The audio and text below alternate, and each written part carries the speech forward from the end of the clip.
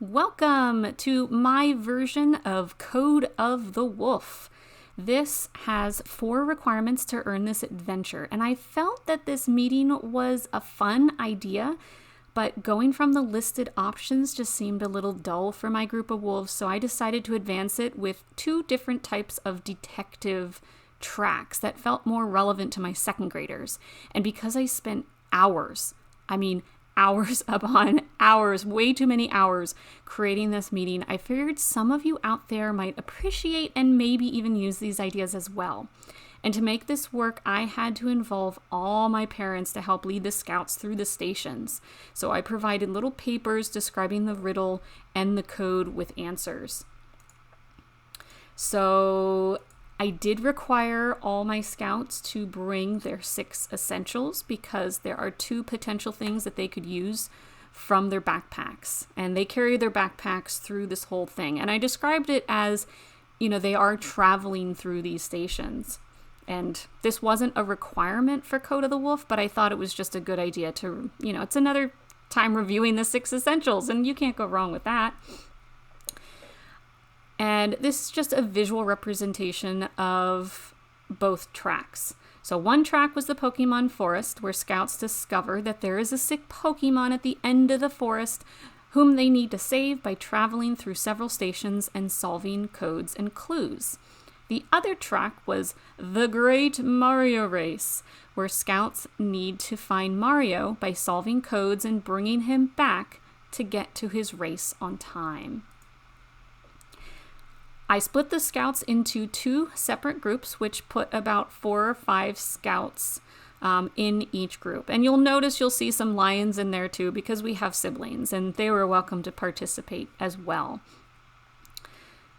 And okay, so let's start with the Pokemon Forest. This is station number 1, and the decipher wheel was provided by Scouting America, and I created the code for them to solve. But if I were to do this again, I will use something else to solve the code, because these decipher wheels were very difficult for my second graders and even my adults. Actually, I should just say even me. When I first picked it up, I was not quite sure how to use it and then eventually figured it out.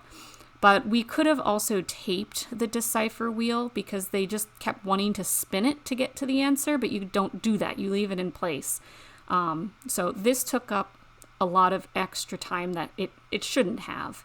But the code answer here is save the sick Pokemon, bring him to start, purple steps forward. So you notice in the picture that scouts had to jump from purple step to purple step. And these purple steps were taped down. So if they were to step on the green or the yellow, they might slip and slide. So just be careful. I did provide little worksheets for them so they could write the letters underneath to get and solve that code as well. For station 2, the Pokeball needs to get from one cone to the bucket, and you can't see the bucket in the picture. And they did receive a very important item that will be needed at the end of the forest, which ended up to be that triangular bandage, basically a first aid item. But they had 2 rules: not to touch the Pokeball, and only the paper towel rolls can touch the Pokeball. And they were actually quite clever. They just kind of picked it up and walked it over. I was expecting them to roll it, and that'd be more difficult, of course. And for the Pokeball, I basically just took a ping pong ball and colored it. Station 3. There is a very sad Pokemon mommy up ahead. She cannot find her eggs. If you go near her without the correct eggs, she will eat you. Listen to this Morse code to figure out which eggs are hers. I will make long sounds and short sounds. For the long sounds, draw a line. For the short sounds, draw a dot. Then you will use the Morse code to transcribe the hidden message. And this did require a little more explanation, which was fine, but they did eventually figure out the answer, which was 5 blue. And I provided these worksheets so that they could write the Morse code in one square and then the letter right below it. Because sometimes they wanted to just write, one line or one dot in each square, but you really need to keep it in the square so that it corresponds to one letter. But a lot of scouts did get this quite well. Station 4. So this piece of paper is taped underneath the blue construction paper. And what scouts needed to do was figure out to take out their flashlight and shine it up through the paper so that they could see the words. And this is why one of the reasons why I had the scouts bring their 6 essentials with them. If I were to do this again, I would bring the most powerful flashlight I own because I did not account for the gym lights to be so bright. It made it slightly hard to see the words as compared to when I did it at home. And I had no problem seeing the words through the paper when I was at home. There is a Jigglypuff singing by this river. You must hold your ears as you walk across the logs. So we had one of our little stuffy Jigglypuffs and they had to just hold their ears closed as they walked across. Station 5 was a riddle, so I had one of my scouts who could read this one out loud. I'm small and yellow and quick as can be. With lightning powers, I'm the one you'll see. I've got big ears and a tail shaped like a bolt. With my friend Ash, I'm always on a jolt. And I wrote this in such a way that if a scout didn't know Pokemon at all, they should be able to figure this out because it was the only yellow stuffy that they had to get at the next station. Whereas the other scouts that did know Pokemon were able to say, it's Pikachu. So in Station 6, they're told that Pikachu is bleeding, and we prompt them, did they receive any first aid supplies on his journey? So they wrap up the ear. And they're also told that this Pokemon is really sick and needs to get back to the edge of the forest. But they'll only be fast enough if they ride on the Ponytas, and they need to open the bike lock to free the Ponytas. So at 4 of the stations previously, they received a little paper Pokeball, each with a letter on it. They got an F, R, O, and G, and they were able to figure this out quite quickly, that the bike lock spelled frog, and that's how they got the Ponytas free. One scout got to carry Pikachu, and they got back to the beginning. Hooray! And they did quite well with the rest of these stations. Moving on to the Great Mario Race. Once again, this was a little more difficult. I'd probably do this different for the next time, as they figured out with their worksheets and moved to the next station.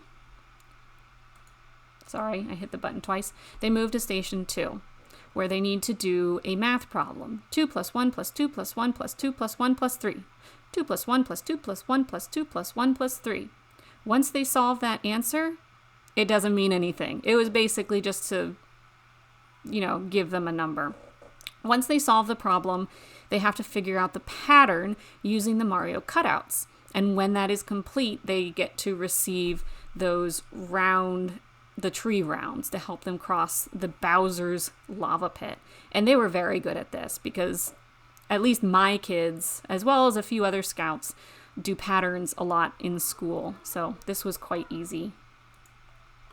For Station 3, they were told, you must step on the following stones to successfully make it through. If you step on the wrong letter, you go back to start. And that their shoes are too loud and they will wake up all the ghosts in Luigi's mansion. So they have to carry their shoes as they walk across. So I gave them a very small piece of white paper and it looked blank to them unless they took out one of their invisible markers with the UV pens or the blacklight pens and pointed at the piece of paper. And they knew this because for our gathering game, they actually were given these pens and pieces of paper and they could just kind of play around with them. So they were already kind of familiar with, invisible ink. And it was quite fun to watch them figure that out. Station 4, they have another riddle, sort of poem. To help Mario on his quest, roll the dice and do your best. Roll it once, then roll it twice. How many coins? That's the price. Add them up, don't miss a beat. Collect your coins to make it sweet. With every roll, the journey's near. More coins to gather, cheer and cheer. So roll the dice and let's be wise. To save the day, collect those prize. So I had each scout roll the dice twice and have to pick up those coins and put them into that little piggy bank. That took a long time, so the next group, when they came through, we changed it to just one scout rolling the dice and then multiplying, and then everyone picked it up. And I just used a giant cardboard dice that I had used for a previous meeting, because that's a lot of fun to throw into the air, as you can see in the picture. So station 5, shapes are everywhere around you. The sun is a circle. The floor is made of squares. Mailboxes can be rectangles. Go-karts can be created using shapes too. Create your own go-kart using the shapes provided. So this was kind of a stretch to reach one of the requirements that dealt with the shapes and seeing shapes in the outside world. But because I wanted to keep it contained into this, trail, this is how we stretched it. We all know, do your best. This is how I stretched it for them to use those shapes. Once they created a go-kart shape, they earned a Hot Wheels car. I did have a couple of these Mario cars, which was really cool, but I also brought a whole bunch of other Hot Wheel cars as well, and they got to go all the way back to the beginning and then race their cars down the Hot Wheels track, which was a lot of fun when we finally got the track at the right height and curvature. And finally, this was one of the other gathering games. I gave them those invisible pens along with paper to play with, but we also did the Cub Scout Tasty Predictions. This worksheet is kind of available through Scouting America, but I did change it to how I wanted it. And because my scouts have a couple of allergies and dietary restrictions, I ended up getting the Giggles instead of Skittles. And they used each little individual pack to count them out and finish this gathering activity. So that's how I completed all these events. I hope you guys have fun with this and, make it your own. Make it how you want to do it. You could always change Mario to, Minecraft or, whatever you want. It's, the fun thing about how they wrote these new adventures now is that they're so short that they kind of want you to expand and be more creative, or at least that's how I read it. Be more creative and figure this out. So if someone wants to copy this, you are welcome to. And I will actually place all of these documents in the Facebook group that is called Cub Scout Volunteers. And all these documents will be there available for you to use. And have fun.